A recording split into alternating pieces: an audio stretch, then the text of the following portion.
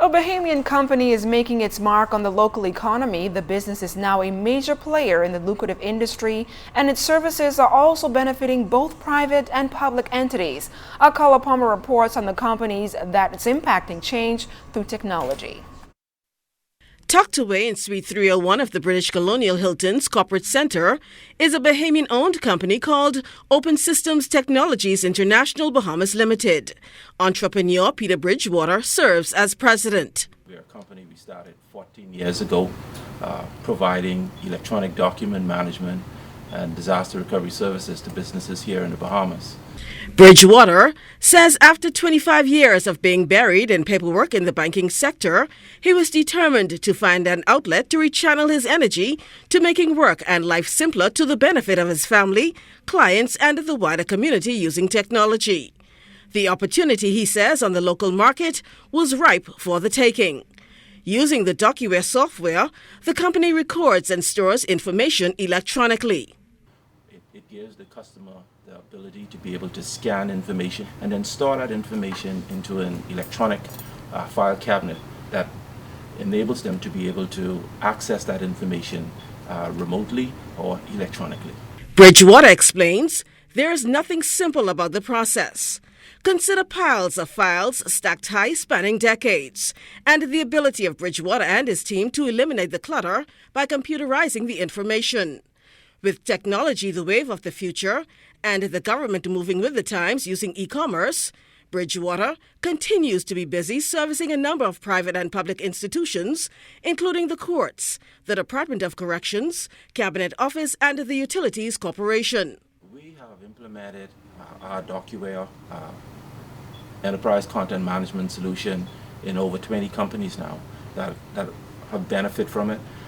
Some of those institutions have over 100 million pages scanned and stored. Some of our customers have went back and in their archives scanned and stored over 45 years of documents. It also improves productivity and efficiency in the organization, because now instead of looking and searching for files, you can now very quickly, using a computer or a tablet or a mobile phone, be able to search for that information. Many times, the work involves sensitive information. We sign confidentiality agreements with our customers. Our personnel also sign confidentiality agreements, and that also applies when they do leave the company. According to Bridgewater, his company is working in conjunction with the Bahamas Technical and Vocational Institute, BTVI, to train students in the use of the software. For its outstanding services in the field, the company in 2006 was the recipient of the Diamond Award. Carla Palmer, ZNS Network News.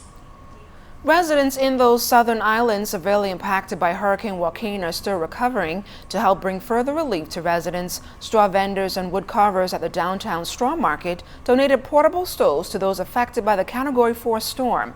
The presentation was made during a brief ceremony in the heart of the straw market. Representative of the Straw Vendors and Wood Carvers Association, Jackie Cox, says she is pleased to be able to give back in such a tangible way.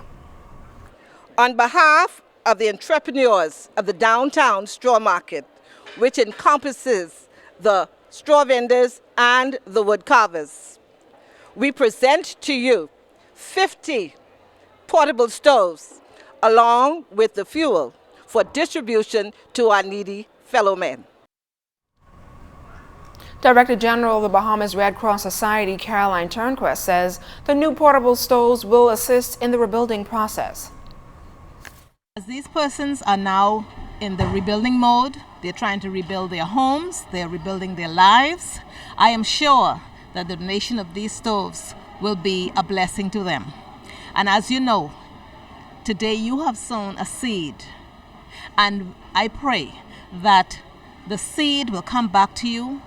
It will be pressed down, shaken together for what you have done, because I know, given the economy and the state that it's in, this was indeed a sacrifice for you to put together, take funds from the little that you have to help someone else. RBC Royal Bank Bahamas has also made a significant contribution to the government's hurricane relief recovery efforts. Managing Director of RBC Royal Bank Bahamas, Cayman and Turks and Caicos Islands, Nathaniel Benaby, presented a $50,000 check to hurricane relief and recovery yesterday at the office of the Prime Minister.